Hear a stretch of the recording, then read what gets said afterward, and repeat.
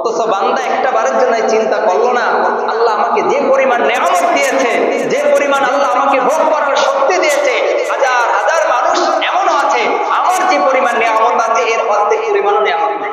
আর আমি গত জুমায় আমার কানের মারাত্মক সমস্যার জন্য আমি পিপলসে ডাক্তার দেখাইতে যাই।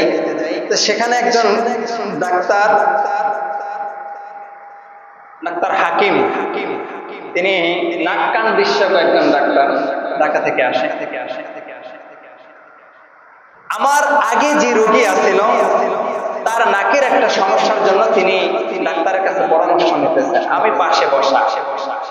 এক পর্যায়ে ডাক্তার ওই রোগীকে বলতেছেন, দেখেন আপনার নাকের ভিতরে এমন একটা সমস্যা হয়েছে, আপনি ইচ্ছা করলে সেটা পাল্টাইতে পারবেন না।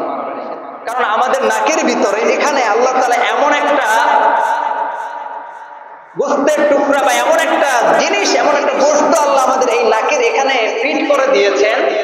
ডাক্তার বলল, প্রথমত আমরা যে অক্সিজেন গুলা নিই, আমরা নিঃশ্বাস যে নিই, এই নিঃশ্বাসের সাথে হাজার হাজার জীবাণু ময়লা থাকে, কিন্তু ময়লাগুলো কিন্তু বাতাসের সাথে উঠতে থাকে।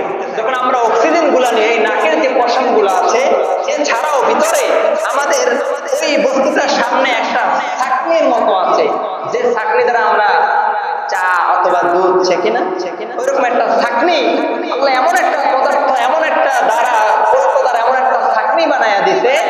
ডাক্তার বলতেছে আমরা যে অক্সিজেন গুলা নিই, ওই ছাঁকনিতে ওই অক্সিজেন গুলাকে যত ময়লা জীবাণু আছে, ময়লা জীবাণুকে ছেঁকে পিওর অক্সিজেনটা আমাদের ভিতরে প্রবেশ করায়। একটু জোরে বলবেন না সুবহানাল্লাহ। এরপরে ডাক্তার বলল এখানে শেষ নয়, ওইটার পরে পিওর জীবাণু অর্থাৎ পিওর অক্সিজেনটা ভিতরে নেওয়ার পরে ওই ছাঁকনি থেকে ছাঁকার পরে আরেকটা বস্তু আল্লাহ এমন একটা ফিট করে দিয়েছে যে এই প্রচন্ড গরমের সময় বান্দা যদি গরম অক্সিজেনটা নেয় তার জন্য অনেক পরিমাণ ক্ষতি হবে, তার জন্য বিপদের আশঙ্কা আছে। যার কারণে অক্সিজেনের ওই ছাঁকনির পরে আল্লাহ এমন একটা বস্তু তৈরি করে দিয়েছে, এমন একটা এসি আল্লাহ সিস্টেম করে দিয়েছে, এই গরম হাওয়াটা নেয় ঠিকই, কিন্তু আমাদের ভিতরে আল্লাহ ঠান্ডা করাইয়া ওই অক্সিজেনটা ঢুকাইয়া দেয়। আমি শুনে রীতিমতো অবাক হয়ে গেলাম। আবার ডাক্তার বলল এটা শুধু গরমের সময় দেখলেন ঠান্ডা অক্সিজেনটা আল্লাহ ভিতরে প্রবেশ করায়, আবার শীতের সময় বান্দা যদি ঠান্ডা অক্সিজেনটা নেয় তার বান্দা বান্দির সমস্যা হবে, ক্ষতি হবে। এই কারণে ওই বস্তুটা আবার এই ঠান্ডা অক্সিজেনটাকে ছেঁকে ঠান্ডা অক্সিজেনটাকে আবার গরম অক্সিজেনের পরিণত করে আমাদের ভিতরে প্রবেশ করায়। একটু জোরে বলবেন না সুবহানাল্লাহ। কি নিয়ামত আল্লাহ এই নাকের ভিতরে শুধু ফিট করে দিয়েছে। ও ভাই দোস্ত বুজুর্গ, এই নাকের এই শুধু একটা টেকনিক, এই একটা এসি, যদি এটার শুকরিয়া যদি আমরা কিয়ামত পর্যন্ত সেজদায় পড়ে থাকি, এরপরও কি শেষ হবে? ডাক্তার বলতেছে আপনার এটার ভিতরে মারাত্মক ভাবে ময়লা এমন ভাবে আটকাইছে, আপনার সর্দি অনেক দিন থাকার কারণে আপনার এখানে ইনফেকশন একটা সমস্যা হয়েছে, যার কারণে আপনি চাইলেই আপনার ওই এসিটা খুলে পাল্টায় আরেকটা এসি লাগাতে পারবেন না। এটা আল্লাহর দেওয়া একটা এসি, এটা দুনিয়ার কোন মানুষের বানানো কোনোদিন সম্ভব হবে না, কোনোদিন সম্ভব হবে না। অতএব এটা ট্রিটমেন্টের মাধ্যমে যদি আল্লাহ চায় আপনি সুস্থ হতে পারেন। তখন অতরি আমার চোখ থেকে পানি বের হয়ে যায়, আর মনটা চায় এই মুহূর্তে যদি আল্লাহর সিদরাতি পায়ের সেজদা দিতে পারতাম।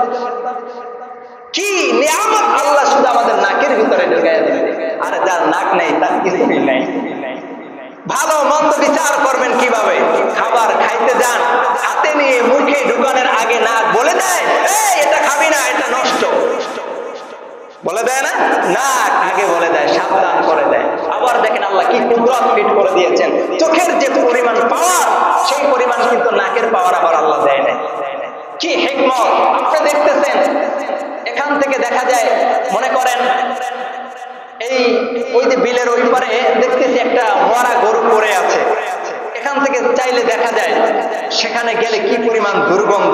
মনে করেন যদি আমার এই চোখের পাওয়ার পরিমাণ যদি আমার নাকের পাওয়ার থাকতো, তাহলে এখানে বসেও আমি ওই মরকের দুর্গন্ধে আমি টিকতে পারতাম না, পারতাম ভাই?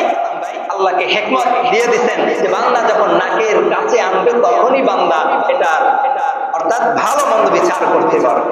কি হিকমত! আল্লাহু আকবার। তাহলে ওই আল্লাহর দরবারে আমরা